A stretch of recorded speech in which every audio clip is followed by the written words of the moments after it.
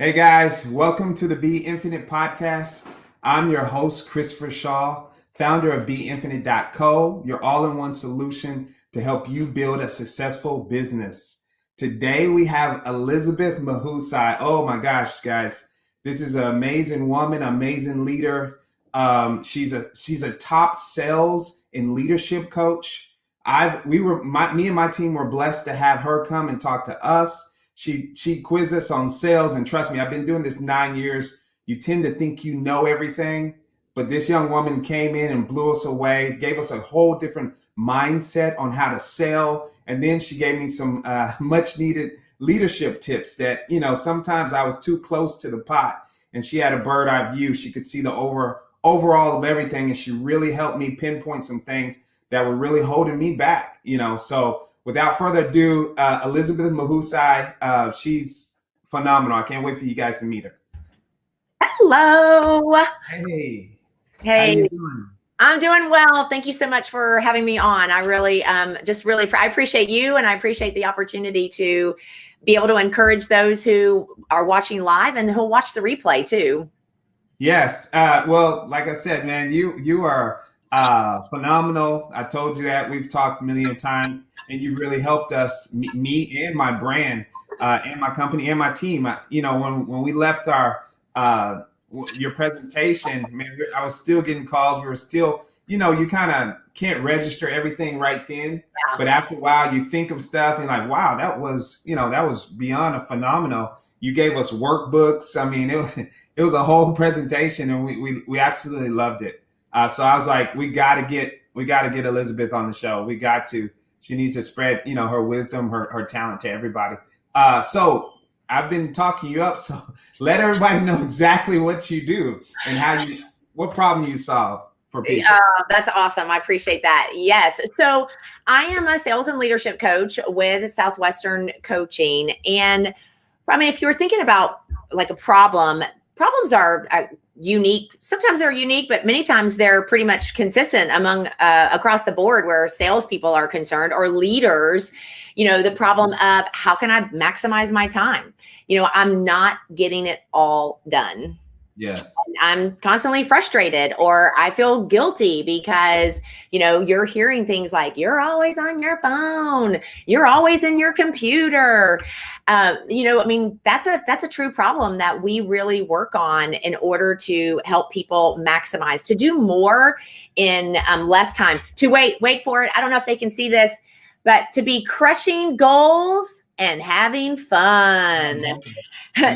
This is my own, beverage container, and I send these out to my clients now. But yes, I mean, that's just one example of something that we see that affects almost all sales professionals in some form or fashion. Yeah, and I love how your emphasis is on time because a lot of people, we realize that we only have a 24 hours in a day, but you don't really realize it because what do? We spend our time in places that aren't really maximizing it, and then we say we don't have any time. And time is, man, I love that you brought that up. Time is, our real true commodity, versus we can always make more money, but you can never make more time. So it's a lot more valuable. So if you can help people save time, man, yeah, that's amazing. Well, and it's not even so much the saving of time, right? It's things like how do we view time, right? Okay.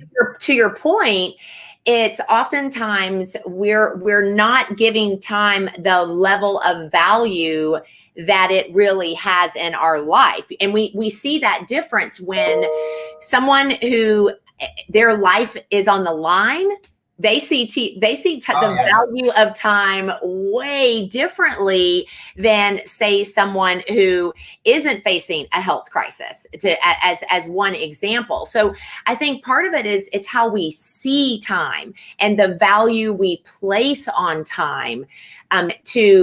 We got to start there, because if our head's not right about it, our likelihood of ever changing what we do with it is very low. That is so true. I recently was in the hospital with COVID for 9 days, prone in on my stomach, and I had the oxygen in me. They were pumping it in there. And I tried to watch shows and, because we have Netflix, I have all of them, Disney Plus, we have kids, so we have all of them. And I'm thinking this time is going to go by fast, but then you start to realize, what is my real purpose? Because I may not make it out of this bed. Like, you know what I mean? So you're right. You start to think about, man, I don't want to waste my time doing that. I need to focus on what is my real purpose. And when I get out here, I was super focused on getting things done and helping the clients in a very unique way. And I explained all that to you too. We'll bring that in another show, but I want to get to you. Now, we started off talking about time, but how does time correlate with your sales and leadership coaching? Okay, so for most of our clients, time is one of the things that they want to be able to see better, value it more, use it more. Mm-hmm. And so ultimately what we do in our coaching, it is one-to-one. So it's a customized experience. So how you need to leverage or use your time might look different from someone in a different industry or with a different dynamic at home or within their workplace. And so that's one of the values of one-to-one coaching is it gives us the opportunity to really hone in on what are your goals, where are, and the path that you want to take to get to those goals. And then let's utilize your time as best as we possibly can in order to help make that happen. Because at the end of the day, we can drill down on results. One of the things we do is we love helping people get results, right? At the end of the day, for me, the question beyond the results is how fulfilled are you in the path to get to the results? There's that question. And then how fulfilled are you once you actually achieve the results? Because can we agree that there are people who get big results, like they're incredibly successful, they have a ton of money, they have all the things that they want, but they lack fulfillment, joy, like love of life. And so that for us is really customizing what we do to the individual so that it's not just we're getting results, but that we can have fulfillment in the process. Oh, wow. That's amazing. That is so true. When we talk to clients sometimes too, they have sometimes their expectations and their goals don't fit like where they are as a company. Right then and there. And then you start to dig down deeper and then say, well, I saw this other guy that did this. I saw this other guy. It's like, whoa, we have to define your level of success. Because if you're always comparing yourself to other people, you're never gonna be real fulfilled because you don't even know they could be fronting, they could be doing all type of things that aren't true and just putting it out there. And you're eating it all up and you'll never fulfill that because they can't even fulfill that. So you have to find your own level of success. And even when it comes to how much income you make, how much income do you really need to, relax type of, and feel that peace. So man, that's amazing. We kind of do that on our branding and our marketing side as well. That's why we get along so well, Christopher. Yeah, that's the thing. We already had that fun sway before we even met each other. So no, it's so true that so I appreciate that you bring that to it, and I would encourage each of us to always think about you want to enjoy the journey, right? And something that you said about we tend to compare ourselves. Comparison is a killer. Yes. Right. It is a killer of joy. It's, it traps us into believing that who we are is not enough. Yes. And that somehow we're not capable of fulfilling our purpose without being like someone else or doing what someone else is doing. And I think for many people, especially in the sales and leadership realm, it's what gets them off track. And this is me too. Like I'm speaking from my own self. I'm an achiever. Like I have big goals. I want to work hard to actually achieve them, but I have to be careful that I'm not taking my eyes off of my lane and focusing on other people. Did you watch the Olympics? I don't remember what year it was, where there was a runner who he ended up winning a medal that got taken away because they shifted their eyes short just enough that their foot hit the lane lines, which is a disqualification. Oh, You have wow. to stay within your lane.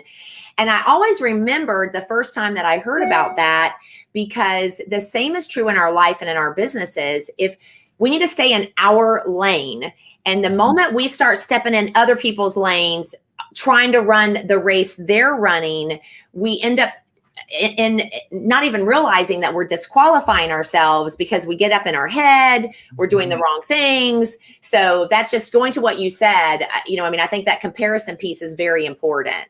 Yes, yes. So when you work with business owners, CEOs, when you're working with these guys, what are some of the misconceptions about sales that they already have like deep ingrained in their mind that you kind of have to break up before you can even work with them?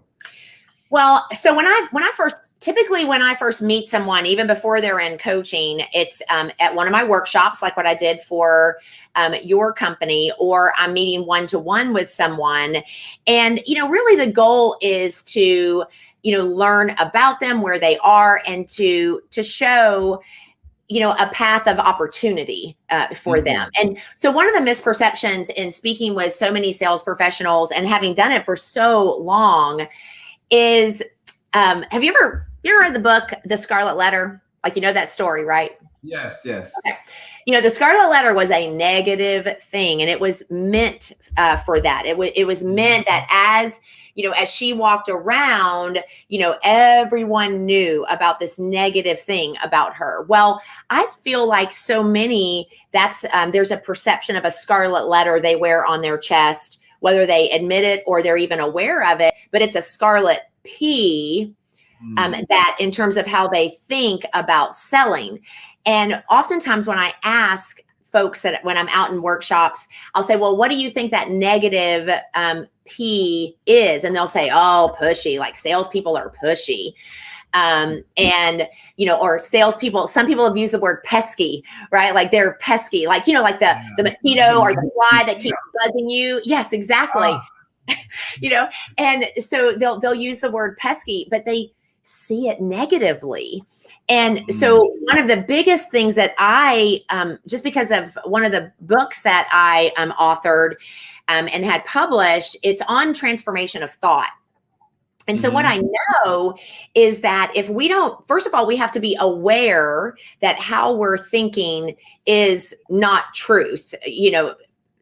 There are a ton of sales professionals out there that are incredibly amazing at what they do, and what they do is super positive.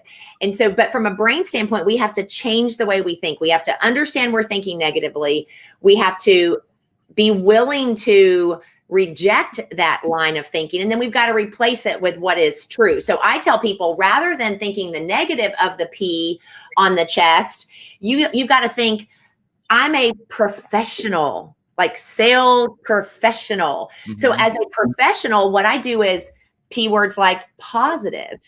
What I do is positive, and because of what I do or the passion that I have, there's another positive P word. I'm passionate about what I do. How about I'm purposeful in what I do? How about I'm pleasantly persistent in what I do? You see, we have to change our perception of sales so that we can think rightly about how we're engaging other people, and it allows us to have greater confidence in it. Oh wow, that's a lot deeper than what sales tend to be thought about.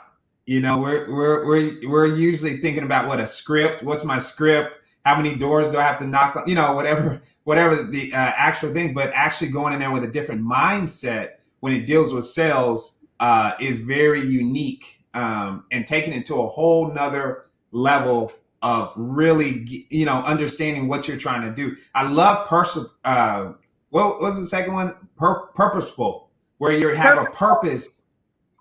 Yeah, where you have a purpose, going in, it's kind of like with my day, I try to go in with a goal every day to get 3 things done. And those 3 things done, I had a successful day.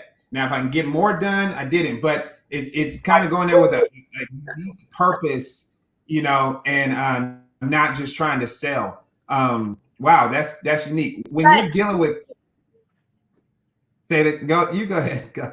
oh, I apologize. I was just going to say you actually started a word that I wasn't on my list, but I would add it because in sales is one of the most rewarding jobs.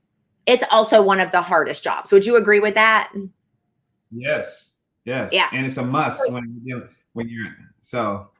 And the reality is we want to think that sales is this special thing, but in all of our lives we're engaging in a sales pitch all the time. Like you have children, right? Mhm. Okay, so Yes. anyone who's watching that has children, no matter their age, I'm sure that um, you could give example after example of how you were selling your kids on why they needed to behave, or selling your kids on the merits of cleaning their room or brushing their Mhm. teeth, or if you have boys, wearing deodorant. But the sales is something that we engage in all the time. So another P word, because it's hard, sales can be very challenging. We have to persevere to be Mm. to be For sure. good in that arena. We need perseverance, and I believe perseverance flows most easily when we're purposeful, when we're passionate, when right, because we're coming at it from a better mindset. Mhm. We have a Mindset. greater ability to to persevere. Oh wow, that's amazing. When you're dealing with small businesses and you're talking to them about changing their mindset about sales, and let's say they've been in business for a while, do you ever get any pushback on adding new methods to to their already feng shui or their the way they do things? Oh yes, I mean, my husband and I, we joke back and forth. Change is hard. I Yes, mean, it is. and comfort zone is easy, right? Mm. And so any of us, I mean, I think at the end of the day, most of us, let me say that, most of us, I think, would more likely choose comfort zone living over like embracing or looking for the best opportunities for change, because change is hard. Why? Because Yeah. our brain, is used to doing something a certain way, and it's just easier. It's just easier to take the path of least resistance. So do we get pushback? Of course we get pushback, because change is challenging. So one of the ways that something that I just have to work on a consistent basis is the goal of a coach. And I think this is a misconception that people have about coaching. They think that a coach is going to come in and tell me I need to change or I must change.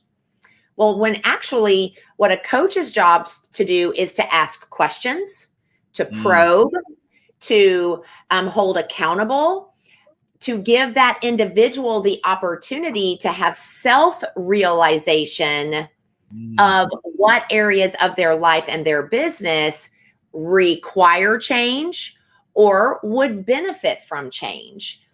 And that's a big difference. So we're not just trying to promote, like in Southwestern coaching, we're not just trying to promote a system that people plug into and like, if you do these changes, everything's going to be okay. No, we're working one-to-one with an individual to help them come to the realization of what really does need to change, if anything, Mhm. in certain areas. And then we help them make those changes in a way that gives them the desired results, and going back to helps them to have the fulfillment that they desire from their chosen profession or role. Oh wow. It's more like a custom plan. You guys are custom fit. And it all started with what you said, listening. So you listen to the business owners and really pinpoint on their pain point or where you kind of let them lead you to it, and then you can help them with a solution. Yeah, it's all about, it's the listening, and if you're asking questions and you're giving them the opportunity to respond, then you have something to listen to. And that's the important aspect. And I think one of the cool things about what I love about what I do is that it's not just Elizabeth. I'm part of a company that's 160 plus years old. They've been training sales professionals for over 160 years. I mean, they started in 1855. So, when I look at that and I look at the content that we provide, like our content is stellar. I've not seen anything that comes close to the content that Southwestern Coaching provides. But to me, beyond that is the ability and our desire to, exactly what you said, customize it to the needs of the individual, because that allows us to meet people where they are. And that's one of the joys for me, is that it's every coaching call is different, even on the same exact content. Man, this is some good stuff you people are listening to. And Elizabeth, man, we just want to thank you. Now I have some questions written down for you, because you're very special. I want to pick your brain. Why do small business owners need to focus on sales and leadership? Most they're starting out, they're trying to get, their foothold in their market. I guess they need to make sales because they need to make sales, but most of the time they approach it the wrong way. How do you help a small business owner? Well, okay, but before I get to how we help the small business owner, let me say that I'm really passionate about small business ownership, because, my husband and I opened our first small business in 2000, and wow. we have been work from home entrepreneurs, over the last 21 years. So I am passionate about small business ownership and growth. So before we can even say how we can help them, as a fellow small business owner, I would say first, a small business owner has to be willing to really look at how are they investing their money. Because most of us as small business owners, the last place we will invest is on our own personal and professional growth, because we think, I don't have the money to do that. When in actuality, if we looked at the return on investment of, let's say, investing in marketing dollars to, put an advertisement somewhere, I'll leave that more open-ended, versus the marketing dollars instead being invested in growing oneself, even to the point of like understanding how to ask for and get more referrals, because you close more business when you ask for and get referrals, that we have to first get a small business owner to that place. I'm willing, I know, and I want to invest in myself. Okay. That was a very long intro to now answering your question. No, that was excellent. And I laughed because you hit me, and you hit me where I hurt too. So yeah, because entrepreneurs and small business owners, we have this passion sometimes, and we think we have it all figured out. And you're right. We need somebody else to come around and say, hey, you don't have it. Look at this. And now let's see if you really have it figured out, because there's different options than what you just set everything on. You may need to have marketing. You may need to have that. But what about you? Like you said, asking for referrals. And I was going to say, asking for referrals.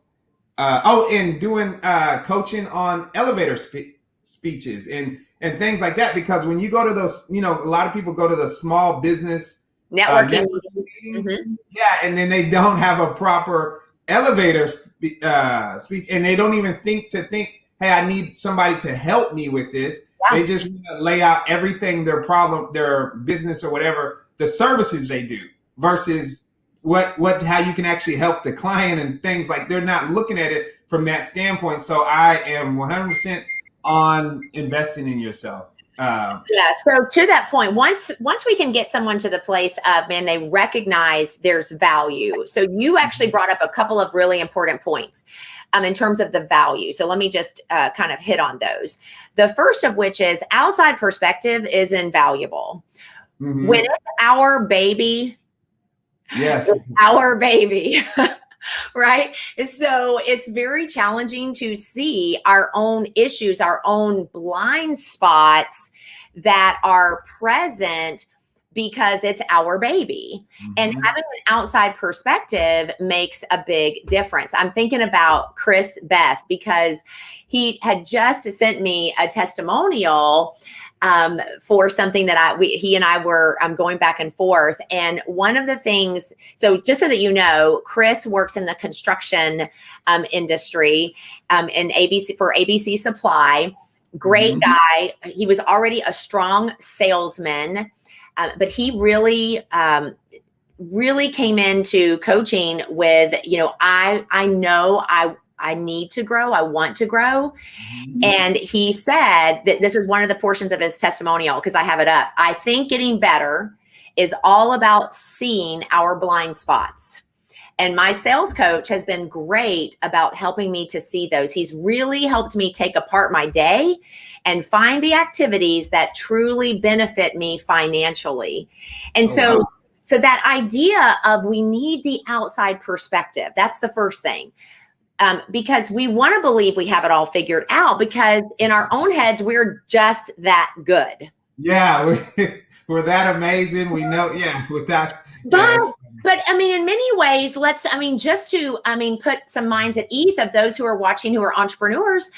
I mean, I think part of the reason why we feel like we're that good is because to be an entrepreneur, right? Don't you have to have a certain mindset of, I'm able to make this thing happen. So it's a matter of stepping back and letting someone else in my bubble to hear how I'm thinking, to either affirm, okay, that makes sense, or to go, no, that doesn't make sense. And I'll tell you, I learned this so in a unique way. I guess for me, God knew I needed this particular methodology.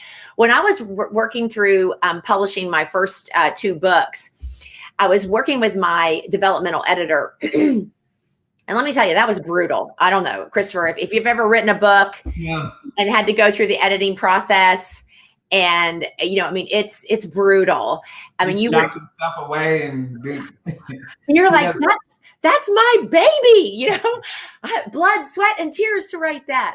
But it helped me gain an appreciation for what we do. Because in many ways, she was coaching me in the writing process to produce the best possible end result, which I always like to go, those 2 things right there, the best possible end result.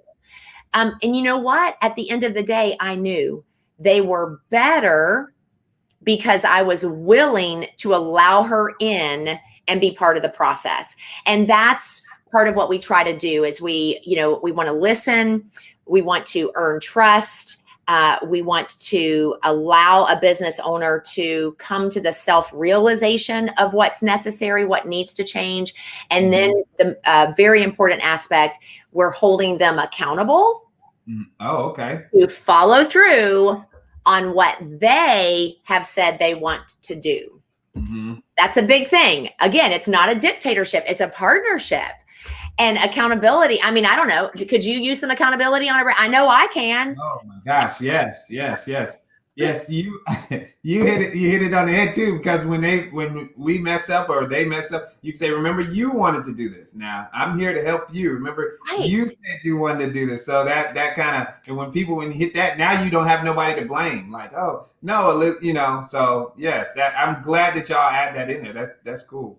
Well, and most people, it's a recognition of, most people will say to me, well, Elizabeth, I know what I should do. I know what I need to do. I just need to do it. Said all of us at some point, right? And sometimes daily. that, it's just, there's such value in allowing someone else to come in and to hold you accountable to actually follow through and do it. And so that's just, I wanted to make sure to add that in. That is a big piece of what we do, which is holding people accountable to the things they've committed to doing. Yeah. We don't, and business owners, we don't understand that right now, but I'm pretty sure when they work with you, do you do any like free consultations so people can get to know your flow, and how does your process of working with you go? So that's a great question. So I probably should caveat what I'm about to say with, Southwestern is in 8 different countries. So Southwestern coaching is in 8 different countries. So we're not just in the US. We have over 150 rock star coaches, and all of who, they can't even be hired without 10 years of top production in whatever their selling arena is. So now knowing that, I am one of many is my point. So it's, when I'm out speaking, there are 3 primary ways, or 2 primary ways that people get to know about Southwestern and to understand, are we a good match for them? The first of which would be a workshop. So a workshop is where I'm coming into a small business or even a larger business, and I'm delivering a complimentary and customized workshop of value based on the needs of that team. And we're really hitting on what is going to help move the needle for them to be able to increase their sales. And of course, at the end, they'll have an opportunity, man, if they go, I really could use partnering with a coach, well, then certainly I will give them the opportunity to do so. But workshops are one aspect. The other aspect would be for like solopreneurs, or folks maybe that are working in a job or a business where maybe there's not going to be an opportunity for a workshop. And I offer, any of us coaches, we offer a business action plan, which is like a complimentary coaching session where we're digging in on the goals. Where are you in relationship to those goals? What's hindering you from reaching those goals?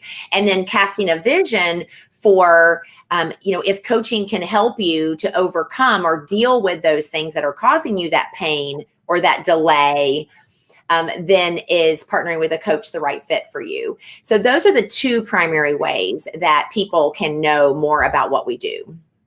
Oh, wow.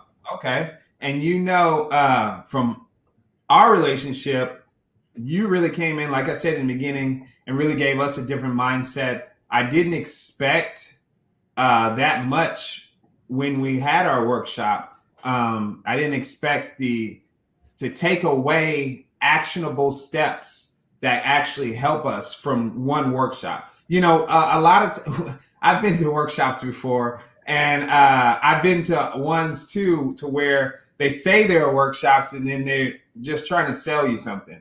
And you really don't take away much in those workshops. So with you, when you came into my team and you gave us this different mindset of helping us sales, it really helped us out. And another thing that helped us out a lot too, that we didn't realize until afterwards, you had us writing and actually writing down everything, which helps us retain it more. And so you retain, you talked about, habits, skills, and systems, and how they're a trifecta. We weren't thinking in that mindset. So I really appreciate that, guys. And you guys that are watching, reach out to Elizabeth, man. She can help with sales. I know we'll hit on leadership in just a minute. Okay. We've been sales. But I just wanted to plug you because you guys reach out to her and really just see how she can help you with the sales mindset, make more, and really see where you are. Now let's get on some leadership. Yes. When you're dealing, because like we said earlier, when you're dealing with entrepreneurs, we tend to have a certain about us, like we can take on anything, and I was like that, because I never went to a networking meeting until like my 8th year in business. Wow. And, just because of my mindset, like nobody's gonna be that, and it was a couple of busts too, so I was half right, but I still had that mindset, even with my credit. So with credit, I bought everything cash for for in when I started my business, and Okay. then later down the line when you need cash flow, like you have the money coming in, but you need that cash flow, the credit could really help, but you didn't build it up because you were trying to do something a certain way, and that could have been an outside person like you coming in and saying, "Hey, Chris, I understand you don't want to accumulate credit, but there is such thing as good credit, that can help you down the line." So that would have been a good place for you to intersect something like that. And that's kind of what you do from an overall standpoint, right? When you're helping people. Yeah. So to that leadership point, so something that we'll take your example of like the need for credit. So when you need cash flow, right? And we saw that become just a real challenge. Like for example, during the shutdown of 2020, Yes. where Yes. people all of a sudden had a real cash flow issue. Yes, And if they had not established credit, right, then it really shows itself. So all that to say that part of the value from a leadership standpoint is that we have to realize that we can be very good at what we do as entrepreneurs. That doesn't always translate into scaling a business. Right? There are certain structures and processes, systems that need to be in place in order to effectively scale a business successfully.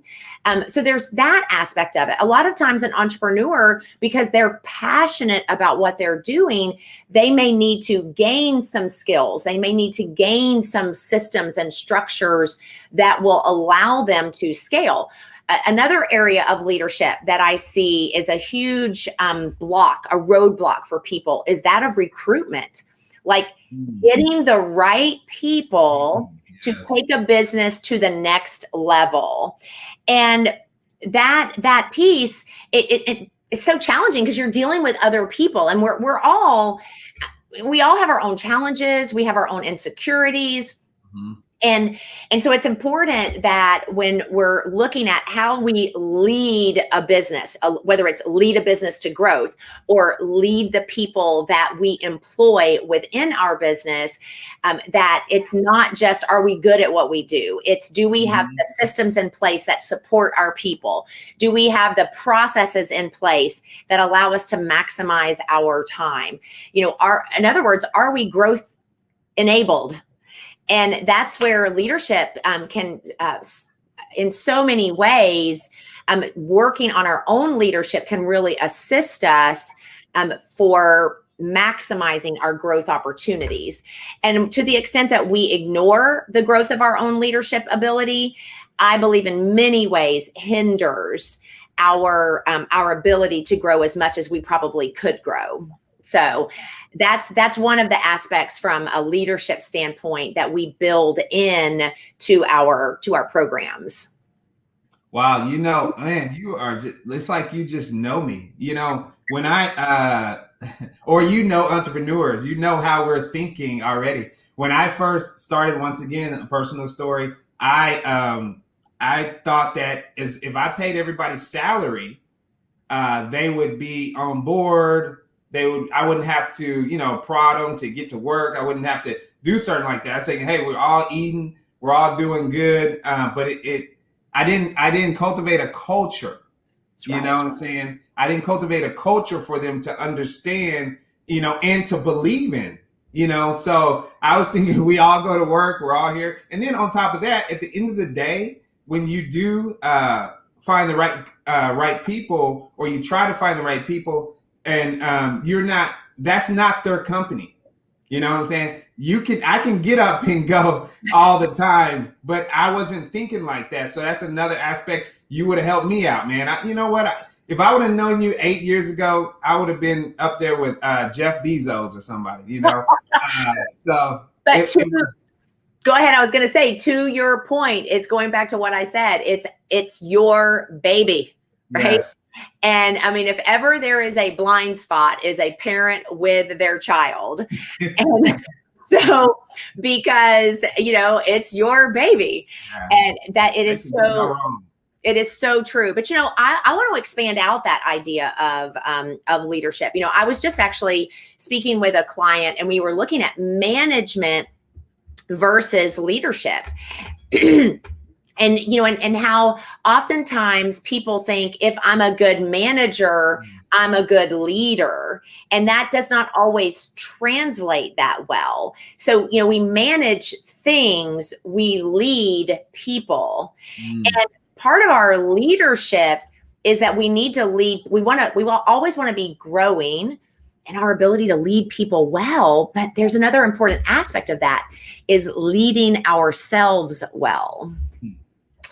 And so that's the other, I think another key is that it's not just how we're affecting others, but it's also how are we thinking? How are we leading the way through our own behavior, our own activity? So that's an important aspect of leadership is how are we leading well?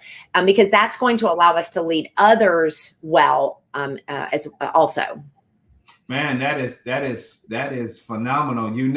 A lot of small business owners aren't thinking like that. Can we give at all? Trust me, I was there. You were there. You were there before me, actually.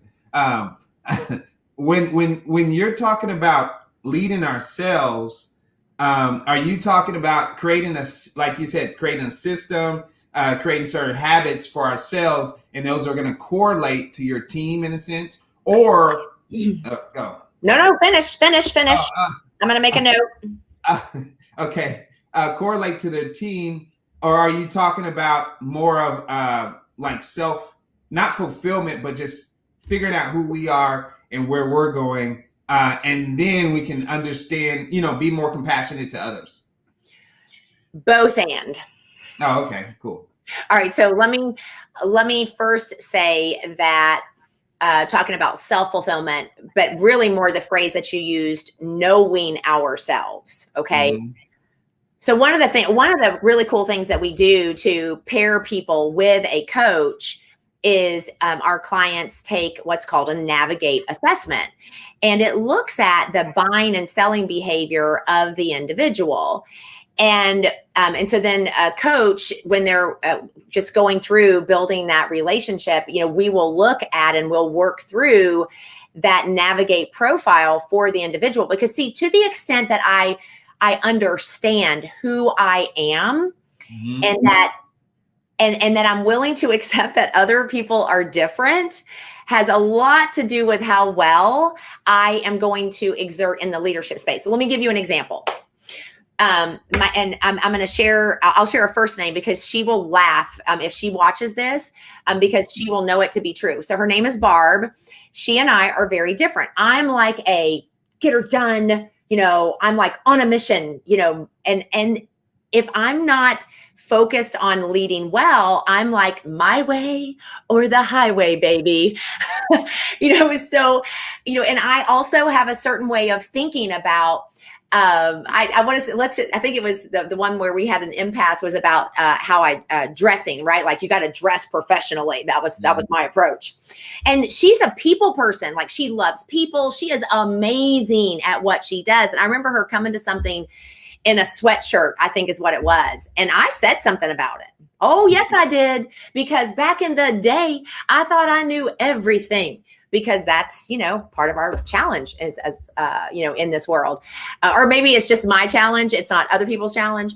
But it became an opportunity to not go into too much detail, but it became an opportunity for me to step back and go, Elizabeth, what's the real problem here? And what I learned from that was that the real problem was I thought everyone needed to be like me to be successful. And that's just not true. No. And I had to understand who I was better, what my tendencies were, where my flaws were fleshing up, so that then I could appreciate those who are different and not try to make them clones of me. No, how can I pave a way for them to be successful based on who they are, right? So that's the first part of that. And I've lived that, and I still have to be really conscientious of it.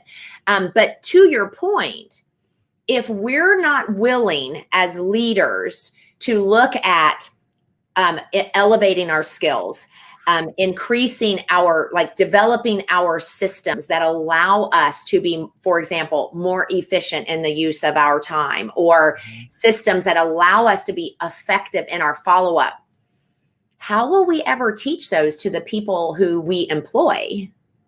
How can we model something that we ourselves are unwilling to do? How can we expect people to perform at a certain level or use certain systems or processes when we ourselves have said, I'm not doing that? Mm-hmm. And so to your point, it's both and. We need to know who we are. We need to be constantly growing and looking for those systems and those processes, because that, I believe, it allows us to lead well and with confidence too. Man, guys, this entrepreneurs out there, this is gold. You know, I'm pretty sure everybody had some misconception to coming on here and listen to a sales and leadership coach and talking about, I guess sales leadership, but we focused on, before you even get to the sales and leadership, you got to have the right mindset. Yep. And entrepreneurship is like 90% just your mindset and never giving up. And in the 10%, you can learn or hire somebody else. You know what I mean? But man, this has been golden. We're almost out of time. I wish we could go on forever. We're gonna have you back, and me and you are gonna do some. You and us, our company is gonna do some workshops together. We're gonna definitely get some things going to where we're continually help these entrepreneurs, these small business owners, these leadership, these sales people. So I appreciate everything. How do people get in touch with you one more time? I guess we got your email at the bottom, but so my email, obviously, that's scrolling, and then also I'm on LinkedIn. You can search for Elizabeth Mahusay on LinkedIn. I have a business page on Facebook as well, author, speaker, cultivator. And I also wanted to say, if there's entrepreneurs who are on live now, or they've watched the replay, I am doing a lunch and learn on September 30th. It'll be on Zoom. And so I waited to publish that until after you and I spoke today. And so you can go to my LinkedIn and my Facebook. I'll be putting that out by this weekend, and you can register there to attend that lunch and learn on September 30th. Where we can dig in a little bit more on some particular topics. So those would be the primary ways that people can get in contact with me. That is cool, and we're gonna make sure we share those as well, because guys, this is a truly blessing to be be taught and coached by you. Even with the little tidbits you give away in your complimentary sessions, I mean, they change. And what I said earlier, when I was at COVID, God gave me that vision just to, when you get out, Chris, just help people get one step closer to their goal. Because I was blowing people out. I was trying to get them I was trying to make, a mom and pop shop in Amazon, in a year. And it just did. God just wanted me to slow it down a little bit. But I appreciate you being on our show. You're going to definitely come back. And we're going to be doing a lot more things together. And you said, when is that lunch and learn one more time? September 30th. So it's Thursday, September 30th, 12 p.m. Central Time.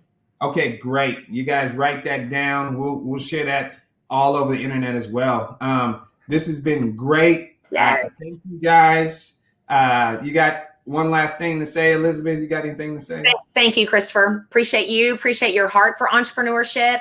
And just excited to be able to just have the opportunity to work alongside of you. Oh, thank you. Thank you.